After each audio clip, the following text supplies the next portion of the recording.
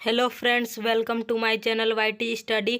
ये ancient history का part 3 video है। पार्ट 2 अगर आप लोगों ने नहीं देखा है तो जाके देख लीजिए, लिंक डिस्क्रिप्शन पे दिया हुआ है उस वीडियो का। पार्ट 2 में हम लोगों ने पढ़ा था हड़प्पा सभ्यता के बारे में कि हड़प्पा सभ्यता कैसी सभ्यता थी, उस समय के लोग कैसे थे, उस समय के लोग अपना जीवन कैसे व्यतीत करते थे और हड़प्पा सभ्यता का नष्ट कैसे हुआ, हड़प्पा सभ्यता खत्म कैसे हो गया। और इस वीडियो में हम पढ़ने वाले हैं वैदिक सभ्यता के बारे में, वैदिक सिविलाइजेशन के बारे में। वैदिक सभ्यता के उच्चारण से ही हमें पता चलता है कि हम वेद के बारे में पढ़ने वाले हैं। 4 वेद लिखे गए हैं, ऋग्वेद, सामवेद, अथर्ववेद, यजुर्वेद। और इन चारों अलग अलग वेदों से ही हमें वैदिक सभ्यता के बारे में जानकारी मिलती है, वैदिक सभ्यता के बारे में नॉलेज मिलता है। पार्ट 2 के वीडियो में हमने हड़प्पा सभ्यता के बारे में पढ़ा था।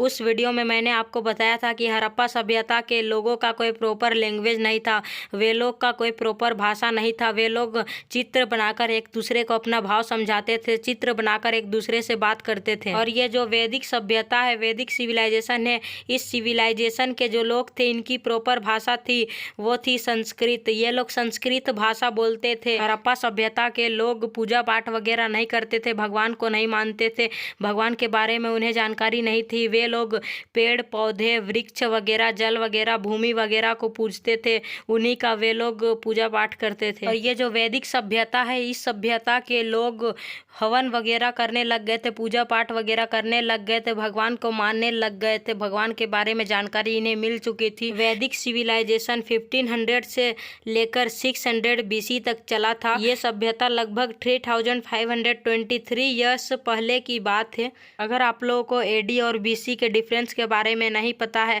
तो मैंने पहले ही एक वीडियो बना दिया है इसके बारे में, जाके आप लोग पहले उसे देख लीजिए, लिंक डिस्क्रिप्शन में दिया हुआ। अगर आप लोगों को AD और BC के बारे में पता नहीं रहेगा तो आप लोगों को हिस्ट्री पढ़ने में बहुत ही कंफ्यूजन होगा। और वैदिक सभ्यता के लोग शिक्षा का महत्व जान चुके थे और स्त्रियों का सम्मान करना शुरू कर दिए थे, स्त्रियों का आदर करते थे। और इस सभ्यता के लोग गायों का भी पूजा पाठ करने लग गए थे, गाय को भी पूजने लग गए थे। वैदिक सभ्यता का जो ड्यूरेशन है, वैदिक सभ्यता का जो टाइम पीरियड है, उसे 2 पीरियड में बांटा गया है। एक ऋग वैदिक पीरियड यानी ऋग वैदिक काल और दूसरा लेटर वैदिक पीरियड यानी उत्तर वैदिक काल। ऋग वैदिक पीरियड 1500 से 1000 BC तक चला था और लेटर वैदिक पीरियड 1000 से 600 BC तक चला था। पहले हम ऋग वैदिक पीरियड के बारे में पढ़ लेते हैं। ऋग वैदिक काल के जो लोग थे वे लोग अपने बच्चों को शिक्षा प्राप्त करने के लिए, शिक्षा ग्रहण करने के लिए ऋषि मुनियों के पास भेजते थे,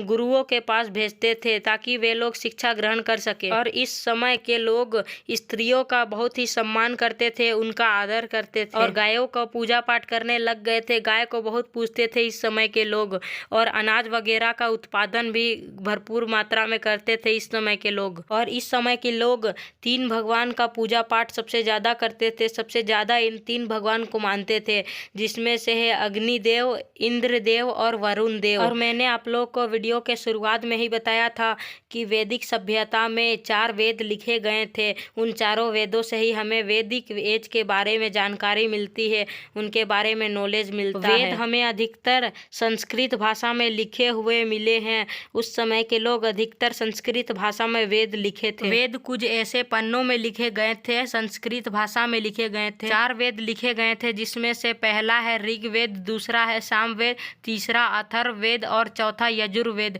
एक एक करके हम इन चारों वेदों के बारे में पढ़ेंगे। सबसे पहले हम पढ़ लेते हैं ऋग्वेद के बारे में। ऋग्वेद में बताया गया है, ऋग्वेद में लिखा गया था कि कैसे लोग हवन करके भगवान की प्रार्थना करते हैं, हवन में किन किन मंत्रों का उपयोग करते हैं, किन किन चीज़ों का उपयोग करते हैं। और ऋग्वेद में 33 देवी देवताओं का जिक्र किया गया है, जिसमें स्पेशली इंद्र देव और अग्नि देव का जिक्र किया गया है और वायु देव और वरुण देव का भी जिक्र किया गया है।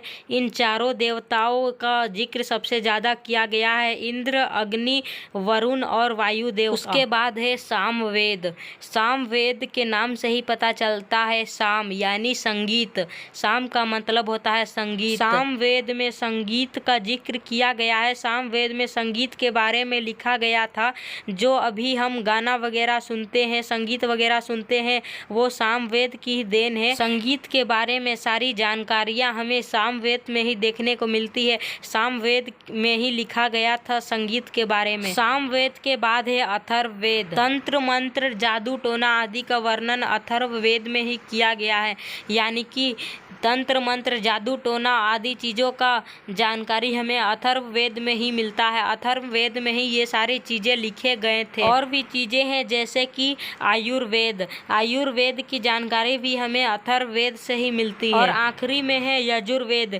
यजुर्वेद से हमें जानकारी मिलती है हवन वगैरह के बारे में, तप वगैरह के बारे में, कि हवन वगैरह कैसे की जाती है, किन किन मंत्रों का उपयोग किया जाता है। इन सारे की चीज़ें हमें यजुर्वेद से ही देखने को मिलते ही। यजुर्वेद से ही हमें ये सारी जानकारी मिलती है। ये सारी चीज़ें यजुर्वेद में ही लिखे गए थे। चारों वेदों के बारे में हम फिर से रिपीट करते हैं।